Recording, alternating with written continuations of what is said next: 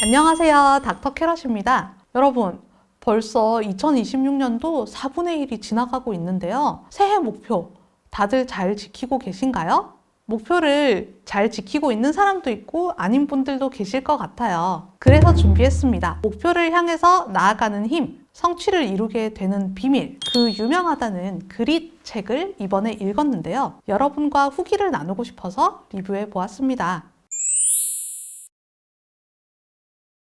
일단 그릿 책 보면은 맨 처음에 그 들어가기 어렵다는 육군 사관학교 생도들의 이야기가 나와요. 육군 사관학교 생도들은 각자 엄청난 경쟁을 뚫고 입학하는데요. 그런 치열한 경쟁을 뚫고 들어온 사람들이 초반 훈련 프로그램인 비스트 배럭스를 겪고 나서 중퇴를 결정한다는 거예요. 심지어 한두 명이 아니라 그렇게 중퇴를 결정하는 사람들이 5명 중 1명 꼴이었다는 거죠.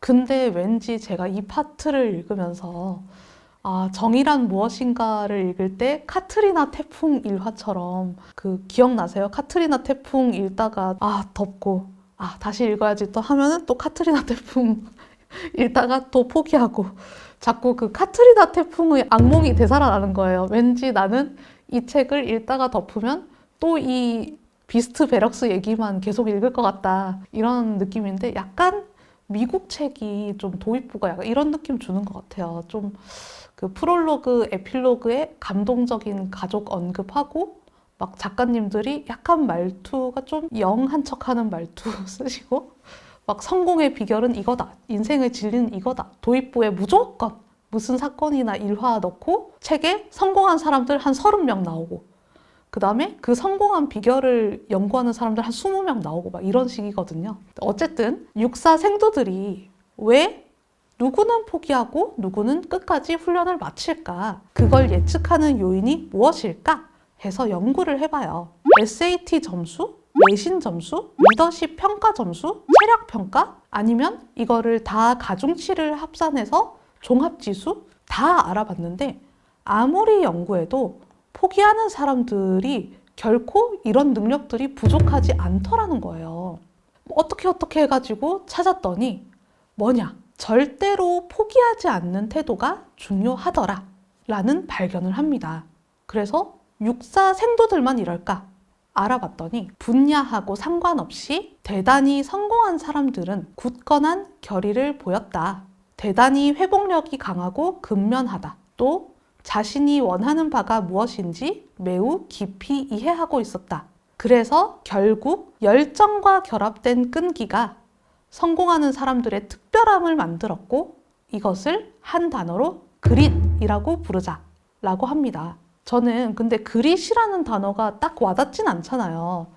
그래서 끈기, 투지 뭐라고 불러야 될까 이렇게 생각을 했는데 좀 개인적인 견해이지만 우리나라 말로는 뭔가 도끼, 깡따구 이런 말로 번역해야 되지 않나? 이런 생각이 좀 들었어요. 왜 그릿이 중요할까? 아무리 노력해봤자 재능 뛰어난 사람들이 딸깍 하면 더 잘하는 거 아니에요? 그게 아니었다는 겁니다. 성취를 하려면 기술을 가지고 노력을 해야 한다. 즉, 성취는 기술 곱하기 노력이다. 그런데 이 기술은 재능 곱하기 노력으로 이뤄진다. 그렇다면 성취는 재능 곱하기 노력의 제곱이다. 라는 공식을 소개해요. 언뜻 이해가 잘 안 가잖아요. 그러니까 재능이라고 하는 것은 가속도예요. 노력이라고 하는 것은 시간이고 기술은 성취가 늘어나는 속도, 성취는 거리 이렇게 생각하시면 되거든요. 우리가 먼 거리를 가려면 빠른 속도로 짧은 기간 동안 갈 수도 있지만 느린 속도라도 오랜 시간 가면 멀리 가죠. 멀리 가는 방법. 충분히 빠른 속도에 도달하려면 가속도를 가지고 시간을 투자하면 같은 시간 동안 속도가 점차 더 빨리 올라가죠. 그릿의 작가는 성취를 하려면 기술을 가지고 노력하면 성취가 이뤄진다. 수영 기술을 가지고 수영 연습을 하면 수영 실력이 올라가죠. 그리고 그런 수영 기술을 갖출 때 누구는 조금만 해도 금방금방 기술이 완성되고 어떤 사람은 시간을 많이 투입해야 기술이 완성되는데 그러한 가속도의 차이가 재능이라고 본 거예요. 하지만 재능만으로는 성취가 이뤄지지 않고 재능에 노력을 더해서 기술을 향상시키고 그렇게 향상된 기술로 노력을 해야 성취가 이루어진다 라고 본 겁니다. 그럼 그릿은 뭐냐? 그 노력을 중단하지 않게 만드는 힘입니다. 작가의 주장에 따르면 이 그릿은 성장이 가능하다고 해요. 어떻게 그릿을 성장시킬 수 있는가? 4가지 단계가 있다고 합니다. 1단계, 관심을 발전시키기. 열정을 쏟는 일을 발견해서 관심을 발전시켜야 되는데요. 나의 관심사라는 게 우리는 막 이거 해야겠다. 막 엄청 운명적인 순간 이런 거를 생각하잖아요. 딱 계시처럼 떠오르는 거. 그런 게 아니더라도 관심사가 될 수 있다. 굉장히 우연한 계기. 심지어는 부모가 시켜서 하게 된 일이더라도 그렇게 시작한 관심을 점차 발전시키면 열정적인 태도로 임하게 된다. 우리가 처음부터 공부를 좋아해서 잘한 아이들은 굉장히 드물잖아요. 공부 아니고 다른 것도 마찬가지죠. 그런데 공부를 예로 들면은 처음부터 공부 좋아해서 잘하고 싶어서 한 아이들은 굉장히 드물고 처음에는 다들 하니까 엄마 아빠가 숙제 시키니까 그렇게 시작하지만 점차 공부 실력이 늘어갈수록 본인이 좀 더 노력을 하게 되면은 성적이 향상되잖아요. 이런 식으로 관심을 발전시키는 것은 꼭 대단한 계기가 아니어도 된다는 거죠. 어쨌든 계속 유지하기만 해도 열정이 붙는 겁니다. 2단계는 의식적인 연습하기예요. 그냥 시간만 채우는 연습이 아니라 도전적인 목표를 설정하고 약점을 개선하기 위해서 난이도 있는 과제에 도전하는 반복적인 연습을 하는 거거든요. 그 과정이 매우 고통스럽고 귀찮고 다들 힘들어하지만 이걸 해야지 는다는 거예요. 자, 우리 수학 공부를 생각해보면 처음부터 2자릿수 곱하기 2자릿수를 능숙하게 잘하게 되는 아이는 없죠. 2자릿수 곱하기 2자릿수를 구몬이든 뭐 기적의 연산법이든 이런 교재를 가지고 계속 지겹게 연습하고 틀리면 또 하고 또 하고 이렇게 했을 때 굉장히 고통스럽고 하기 싫고 너무 피하고 싶죠.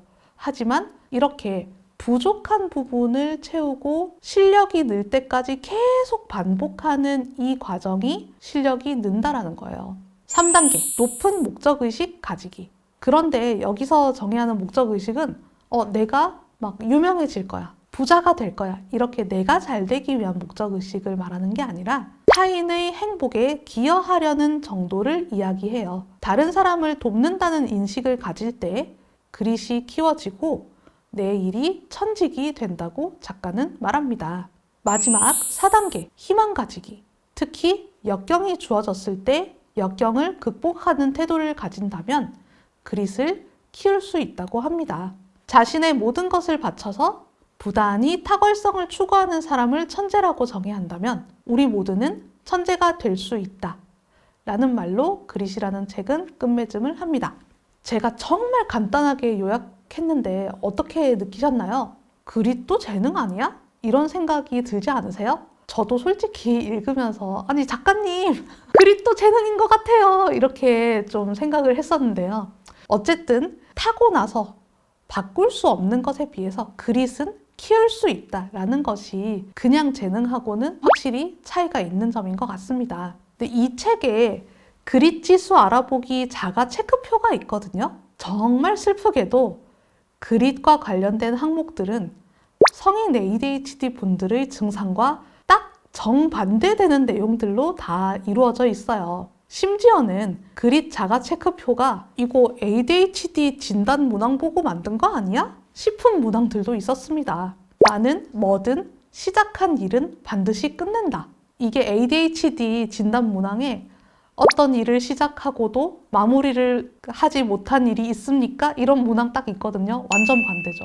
그 다음에 그릿 지수를 평가하는 역질문으로 나는 새로운 아이디어와 프로젝트 때문에 기존의 것에 소홀해진 적이 있다. 나는 한 가지 목표를 세워놓고 다른 목표를 추구한 적이 종종 있다. 나는 어떤 아이디어나 프로젝트에 잠시 사로잡혔다가 얼마 후에 관심을 잃은 적이 있다. 이 역질문들은 완전히 ADHD 증상 그 자체예요. 결국 그릿의 반대말은 ADHD였단 말인가. 이렇게 미루어 짐작해 보았을 때 그릿이라는 것은 뇌과학적으로는 우리 뇌의 전 전두엽이 계획을 세우고 실행하고 그것을 유지하는 능력을 말하는 것이라고 생각되고, 단순하게 순간 집중하는 것보다 조금 더 장기적으로 수개월, 수년, 평생을 걸쳐서 정진할 수 있는 고차원적인 인지 능력을 이야기한다는 생각이 들었습니다.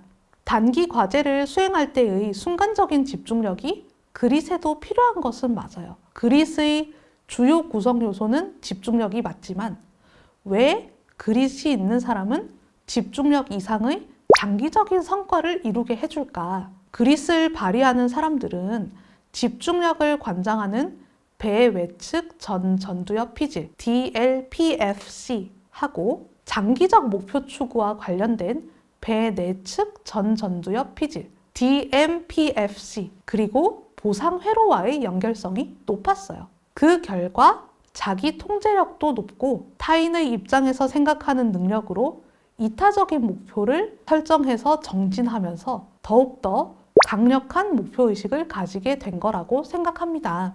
ADHD로 진단받은 분들이 ADHD약 먹으니까 집중이 잘 돼요. 그런데 공부를 해야 되는데 실천이 안 돼요. 책을 못 펴요. 이렇게 얘기할 때가 가끔 있으시거든요. 결국 그러면 ADHD 증상은 좋아졌지만 삶은 바뀌지 않았다. 의외로 이런 분들이 상당 비율을 차지합니다. 아마도 이런 분들은 약물 치료를 통해서 도파민과 노르에피네프린의 기능이 개선되어서 배외측 전두엽에서의 집중력, 문제 해결 능력 등은 개선되었겠지만 배내측 전두엽, 즉 장기적인 목표 추구 같은 그런 끈기와 관련된 기능이 약하기 때문에 목표를 향해서 지겹게 정진하는 과정을 견디지 못한 게 아닐까 생각이 들었습니다.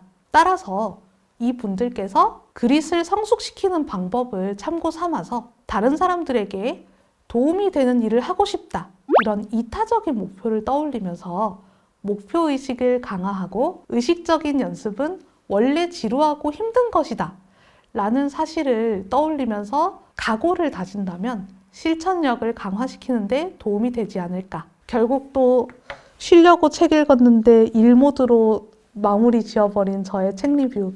네, 여기까지 저의 리뷰 어떻게 보셨나요?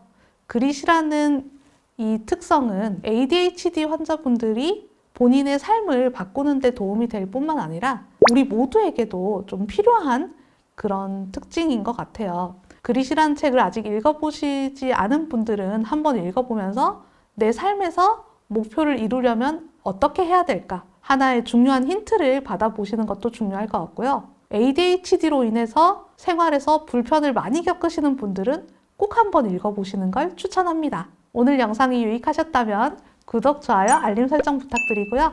저는 다음에 더 재밌는 리뷰로 다시 만나겠습니다. 안녕!